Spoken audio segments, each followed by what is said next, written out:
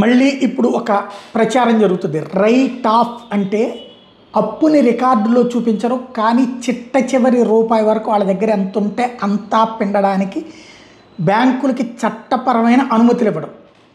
ఇది right of. కానీ అది రుణమాఫీలాగానే ప్రచారం చేస్తారు. లాస్ట్ 5.5 సంవత్సరాల్లో, అంటే మోడీ సర్కారు వచ్చింది 11 ఏళ్ళు అయింది కదా, ఈ 5.5 ఏళ్లలో పబ్లిక్ సెక్టార్ బ్యాంకులు 6.15 లక్షల కోట్ల రుణాలు రైట్ ఆఫ్ చేసినట్టు కేంద్ర ప్రభుత్వం చెప్పింది. 2022-23 నుంచి పిఎస్బిలో ప్రభుత్వం ఎట్లాంటి మూలధనం చొప్పించడం లేదు. అంటే ఇట్లా రైట్ ఆఫ్ చేస్తే కనుక అది రికార్డులో, లేకపోతే ఆ డబ్బులు కేంద్రం ఇవ్వాలి. అట్లేం ఇవ్వలేదని తేల్చి చెప్పింది. ఎందుకంటే రైట్ ఆఫ్ వేరు, అదే సందర్భంలో శాంతం రికార్డులో నుంచి తీసివేయడం వేరు. ఇక్కడ లోక్సభకి ఇచ్చిన లిఖితపూర్వక వివరణలో కేంద్ర ఆర్థిక సహాయ మంత్రి పంకజ్ చౌదరి చెప్పుకొచ్చారు. బ్యాంకుల ఆర్థిక పనితీరు గణనీయంగా మెరుగుపడింది, ఫలితంగా వాటికి లాభాలు పెరిగినాయి. మూలధన అవసరాల కోసం పబ్లిక్ సర్వీస్ బ్యాంక్స్ ఏవైతే ఉన్నాయో మార్కెట్ వర్గాలు అంతర్గత సమీకరణల మీద ఆధారపడుతున్నాయని చెప్పారు.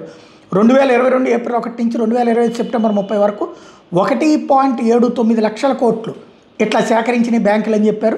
రిజర్వ్ బ్యాంక్ ఆఫ్ ఇండియా మార్గదర్శకాలు బ్యాంక్ బోర్డు ఆమోదించిన విధానం వరకు పూర్తి ప్రొవిజనింగ్ చేసే నిరర్ధక ఆస్తుల్ని, అంటే అవి వ్యాపారాలు మూసేశారు కానీ ఆ డబ్బులు కట్టలేకపోతున్నారు, అట్లాంటి వాటిని రైట్ ఆఫ్ చేసి ఆ డబ్బుల్ని తిరిగి తీసుకుంటారు. దీని కారణంగా లోన్ తీసుకున్న వాళ్ళు తమ అప్పుల్ని తిరిగి చెల్లించాల్సిన బాధ్యత మాత్రం మాఫీ కాదు.